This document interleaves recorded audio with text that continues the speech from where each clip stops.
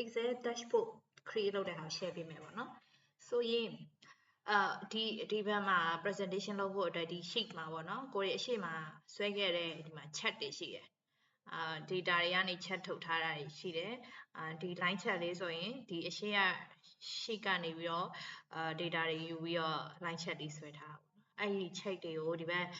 မှာ dashboard လေးအနေနဲ့ပြမယ်ပေါ့နာမည်လေးချိန်လိုက်မယ် dashboard ပေါ့ဟုတ်ပြီ presentation စပြီးလုပ်မယ်ဆိုရင်အခုဒီ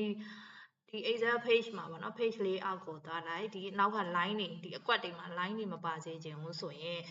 ဒီမှာ grid line view ဆိုတဲ့ဟာကိုတစ်ကင်ဖြုတ်လိုက်မယ်အဲ့ဆိုရင် line တွေပြုတ်သွားပြီပေါ့နော် line တွေပြုတ်သွားပြီးတော့ပုံလေးနဲ့ကိုယ့်ရဲ့ data တွေကိုပြချင်တယ်ဆိုရင်ဥပမာပုံထည့်တာ2မျိုးရှိတယ်ပထမတစ်မျိုးကဒီ picture က insert picture ကနေပြီးတော့ from device ဆိုပြီးတော့ဒီမှာကိုထည့်ချင်တဲ့ပုံကိုရွေးလိုက်ပါတော့ရွေးပြီးတဲ့အခါကျရင်ကိုယ့်ရဲ့ dashboard ကိုကိုယ့်အနေနဲ့ကိုယ်ပိုင် create လုပ်လိုက်တာအဲ့လိုမျိုးဆွဲချဲ့ပြီးတော့ကိုလိုချင်တဲ့ size အတိုင်းအတာကိုလုပ်လို့ရတယ်အဲ့လိုမျိုးမဟုတ်ဘူးဆိုရင်ဒါလေး undo ပြန်ခေါ်လိုက်မယ်နော်အဲ့လိုမျိုးမဟုတ်ဘူးဆိုရင်ဒီ sheet တစ်ခုလုံးကိုအကုန်လုံးကို background ထည့်ချင်တယ်ဆိုရင် page လေးအောက်ကိုသွား background ဆိုတဲ့ဟာကိုရွေးပြီးရင် frontify okay အဲ့ဆိုရင် sheet တစ်ခုလုံးကို background ထည့်လိုက်မယ်ဒီဥစ္စာလေးထည့်လိုက်မယ်နော် okay ဒါဆို Excel ကိုကြိုက်တဲ့နေရာမှာသွားကြည့်လိုက်ဒီဥစ္စာ sheet တစ်ခုအပြည့်ပေါ့နော်ဒီဥစ္စာဝင်သွားပြီဒါ background အနေနဲ့ဝင်သွားတာဒီမှာမှကိုရီးယားစပြီးတော့ဒီမှာစာသားလေးထည့်မယ်ပေါ့နော်စာသားလေးထည့်မယ်ဆိုရင်ဒီ insert ထဲမှာပဲ insert ထဲမှာ page လေးအောက်မှာလည်းဒီလိုမျိုးထည့်လို့ရပါတော့ဒါ insert ခကနေပြီးတော့ okay insert ကနေပြီးတော့ဒီမှာ text ဆိုတဲ့ဟာလေးရွေးလိုက်မယ်ပေါ့နော်text ဆိုလေး text နားလေးထောက် text box ဆိုတဲ့ဟာလေးရွေးလိုက်မယ်ပြီးရင်သူ cursor လေးကြပေးတယ်အမှမှာကိုထည့်ခြင်းတဲ့ dashboard နာမည်ပေါ့နော်Excel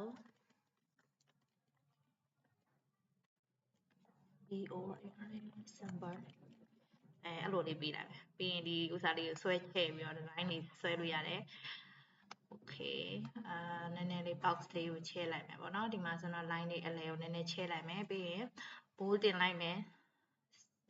style လည်းကိုစိတ်ကြိုက်ချိန်လို့ရပါ okay အဲ့ဒါဒီလို style လေးပေးလိုက်မယ်okay စာလုံးကနည်းနည်းသေးလေးတယ်ဆိုတော့စာလုံး size လေးလည်းနည်းနည်းကြီးလိုက်မယ် Excel okay dashboard ဆက်ပဲပေါ့ okay အဲ့အောက်မှာမှခုနအရှိရပုံလေးတွေထည့်မယ်ပေါ့နော် area check ကပုံကိုထည့်ချင်တယ်ဆိုရင် area check ကိုsave table ဆိုတဲ့ဟာလေးကို select လုပ် control C ပေါ့ပြီးရင် dashboard မှာသွားထည့်လိုက်မယ် control V okay save table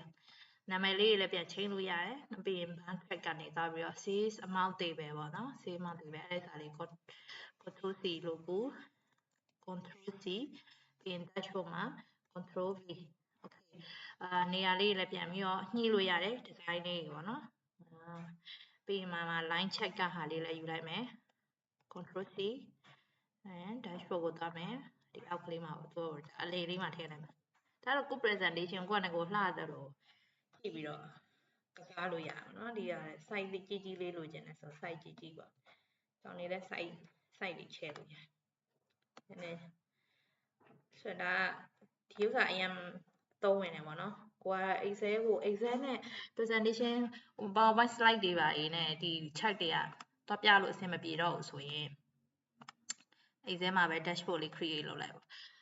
အဲ့လိုမျိုးဟို Power BI လေးကိုပါအောင်ပါလေဒီလိုမျိုး dashboard create လုပ်လို့ရတယ်เนาะ data တွေချိန်လိုက်တာနဲ့ तू ကလိုက်ပြီး update ဖြစ်တယ်ဒါမျိုးလို့ရတယ်ကို Excel file နဲ့အကုန်လုံးလုပ်လို့ရတယ်ဆိုတဲ့ဟာကိုသိဖို့လိုရပါတော့ zoom လေးချုပ်လိုက်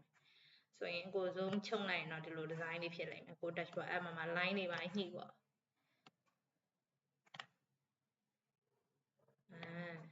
ဒါတော့ sample ပဲပြကိုမှ dashboard တွေ